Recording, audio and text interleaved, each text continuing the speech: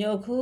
body transformation second journey ကိုပြန်ပြီးတော့သွားမှာဖြစ်ပါတယ်အဲ့ဒီအတွက်ညိုအခုဘာတွေဆက်လုပ်နေလဲဆိုတော့အရင်ရှိတဲ့ပေါင်ကတော့ညိုဂျင်မစော့ခင်တော့ကဆိုရင်ညိုအသက်30အထိကိုအမြဲတမ်းဝါခဲ့တဲ့ခန္ဓာကိုယ်ကပေါင်190ပေါ့နော်ဒါလူတိုင်းသိတယ်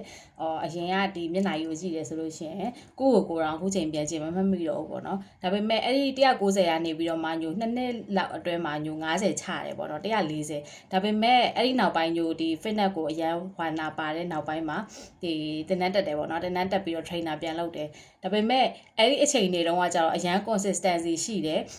ဒီလိုမျိုးဝေးကြဖို့အတွက်ကိုနေ့တိုင်းဂျင်မသွားရရင်ကိုယ့်ကိုအပြည့်ရှိတဲ့စိတ်ခံစားရတယ်ပြီးလို့ရှိရင်ဒီအစိနေစားလို့ရှိရင်အပြည့်ရှိစိတ်ခံစားပြီးတော့ကိုယ့်ကိုမျိုးသိပ်ပြီးတော့အမြဲတမ်းအသီးရွက်နဲ့အပြုတ်အသားငါအဲ့လိုမျိုးလေးစားခဲ့တယ်ပေါ့နော်အဲ့မဲ့အခုအချိန်ကျတော့ trainer ဖြစ်သွားတော့ကိုယ့်ကိုအရန် consistency မရှိတော့ဘူးတနေ့ဂျင်ကိုနေ့တိုင်းမြင်နေရတယ်ပေါ့နော်နေ့တိုင်းမြင်နေရတော့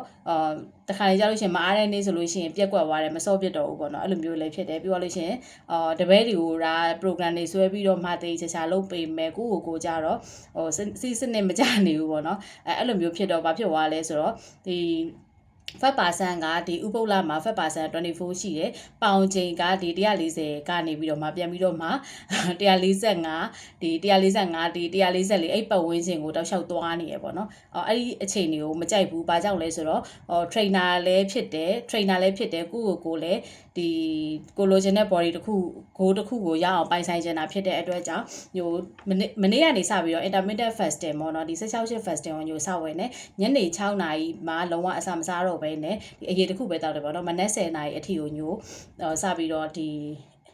16 fasting ကိုညိုစဝင်နေအဲ့တော့ဒီတညာလုံးအေးဆေးဆေးပဲဒီအစာဖြစ်တာကတော့ညိုတို့ကလည်းဥပုပ်လမှာဆိုလဲအစာအမြဲတမ်းဖြတ်နေကြဆိုတော့ပြဿနာတကူတကကြီးရှိမနေဘူးဒီညဘက်ကိုဒီ6နာရီနောက်ပိုင်းမှာမစားပဲမနက်မိုးလင်းပြီဆိုလို့ရှိရင်လည်းညိုကဒီမနက်ပိုင်းဆိုလို့ရှိရင်ညိုဂျူတီကမနက်ခွန်ကနေနေ့လယ်7ကိုဝင်ရတာပေါ့နော်အဲ့တော့ဒီ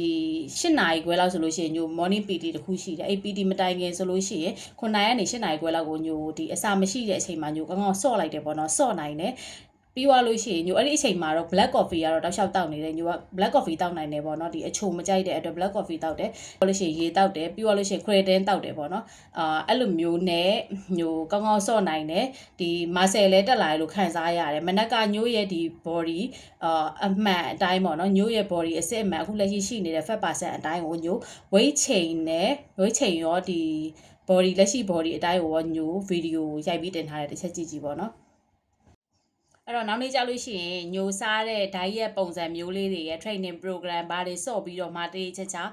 ကိုယ့်ရဲ့ body shape ကိုလုံးဝကျပြီးတော့မှအစီကင်းပြီးတော့ muscle တက်တဲ့ body ကိုပိုင်ဆိုင်နိုင်အောင်ဘာတွေဘလို့စော့ပြီးတော့မှတေချာသွားလဲဆိုတဲ့ဟာလေးတွေကိုညိုပြန်ပြီးတော့မှ record လေးတွေပြန်တင်ပေးပါပဲပေါ့နော်ကျေးဇူးတင်ပါတယ်